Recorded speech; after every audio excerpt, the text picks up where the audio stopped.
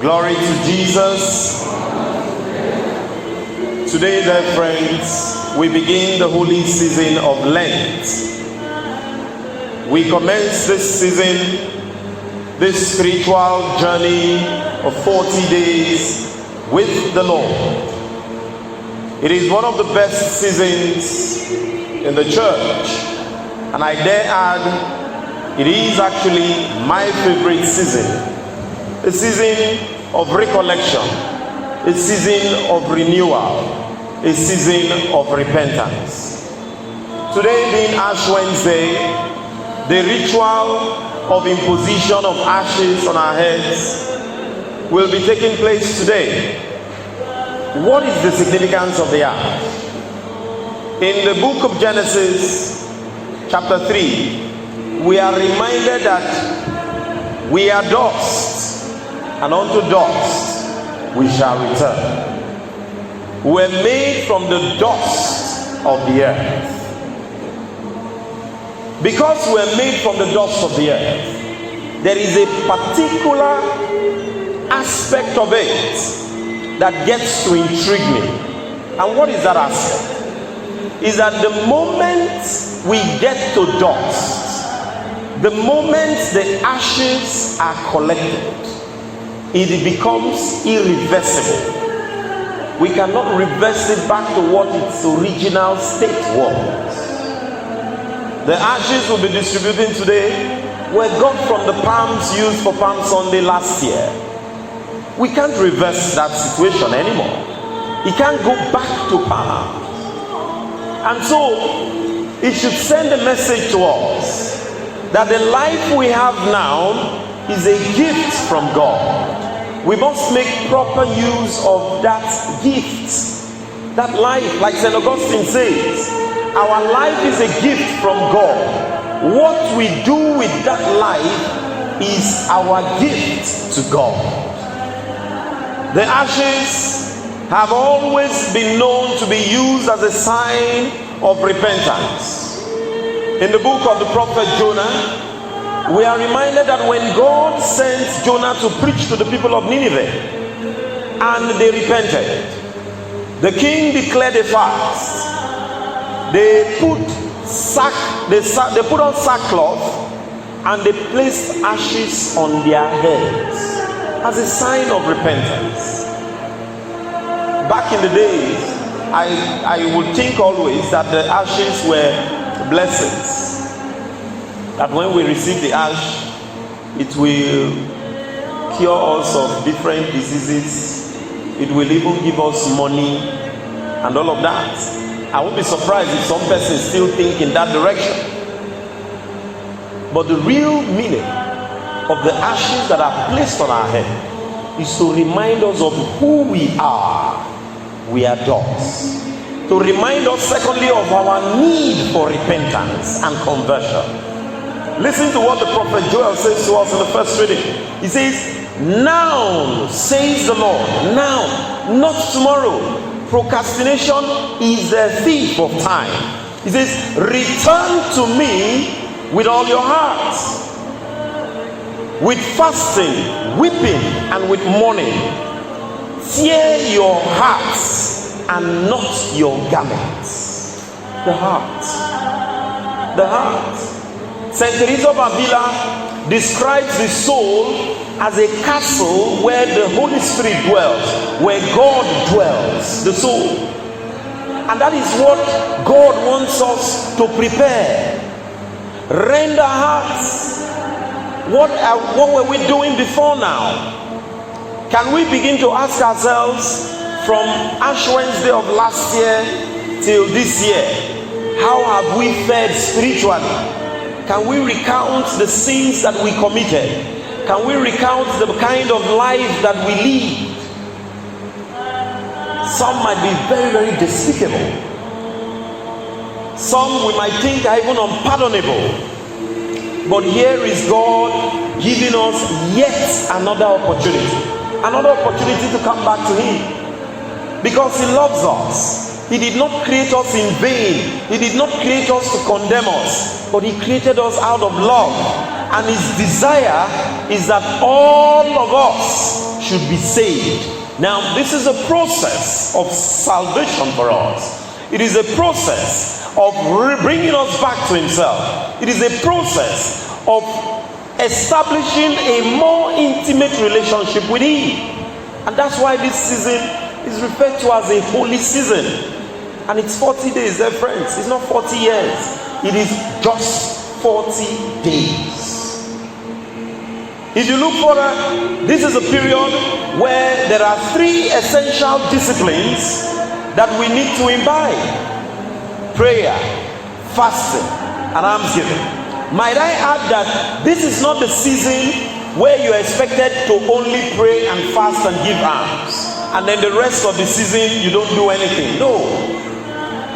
This is where it calls for a heightened prayer life, a heightened fasting, and a heightened desire for charity, which means all through the year we ought to have been doing this. It should form part and parcel of our Christian life, to pray, to fast, and to give alms.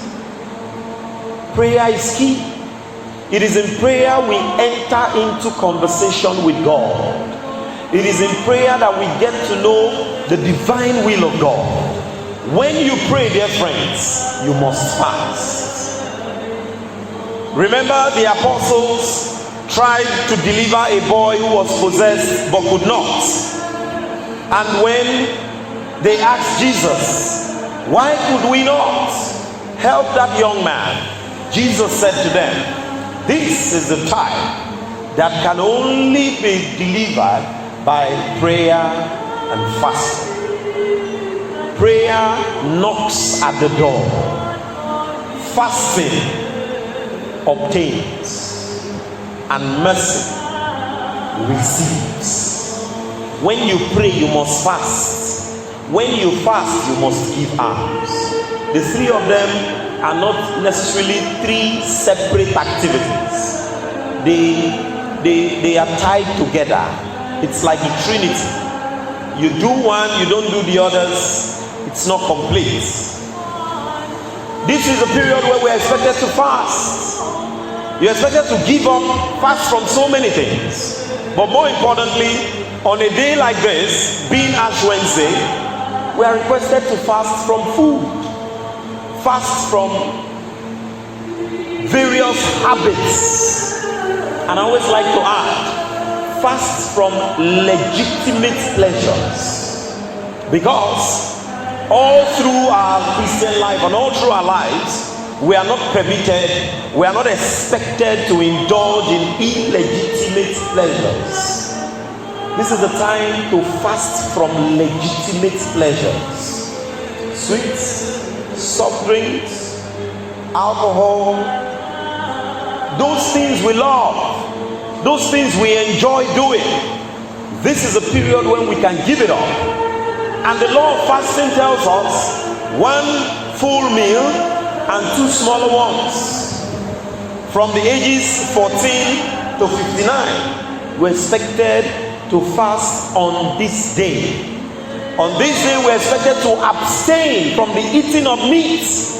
Don't begin to ask, Father, can we also eat gala? What of to eat stew that they use corn beef to make? This is not the time to play smart. What of if we have not been eating meat since, and this is the only chance? If you don't eat meat today, I don't think anybody's going to die. 2 of us. Nobody's going to die. So it's not a time to rationalize it. It is not a time to begin to ask, does it still make sense? Whether you eat meat or you don't eat meat before, it is inconsequential. This is the time to abstain from it. On a day like this as well, and this season, give up something. You must give up something. You must give up habits, behaviors, sins. Be willing and ready to give them up. A lot has been said about this. Give up hatred, envy, gossip, whatever it is. Give it up. It is not only about not doing something. This is the period where you need to also give something. And that's where almsgiving comes in. And this is how it works. When you pray, you fast. What you fast from, give it out in charity. Amen and amen. You cannot fast on a day like this. You say you eat one meal and you skip breakfast and you skip lunch and dinner. You open your fridge and you consume breakfast, lunch and dinner together, because you did not eat in the morning and in the afternoon. What you did not consume in the morning should be given in charity. What you did not consume in the afternoon should be given out in charity. And that's how it works. So when you fast, you naturally give alms. It should flow from it. And finally, dear friends, listen to what St. Paul says to us in the second reading. He says, we are ambassadors for Christ. Who is an ambassador? It is one who represents a country or an institution or an establishment somewhere else. That means here on earth, you and I are called to be ambassadors. God has put his imprint on us. We are supposed to represent him outside. When you go about your activities today, are you simply going to have the ashes on your head if somebody cleans it and you'll be angry? And you'll be angry because they've cleaned your ash. Like that is the most important thing. You are an ambassador for Christ. Are you going to live out kingdom principles this season? Are you going to remind others the kingdom that you are coming from and live according to the dictates of that kingdom? You are an ambassador for Christ. You are an ambassador of heaven. Live by the kingdom principles. And as we begin Ash Wednesday today, our prayer is that God will accept our prayers. He will give us the grace to fast and fast well, so that we can mortify ourselves, knowing that the things of this world cannot conduce to eternal life, and that the things of this world, that God will teach us how to use them so that we can gain heaven, and give us the ability to be charitable to the poor, the less privileged around us. May God bless his words in our hearts through Christ our Lord.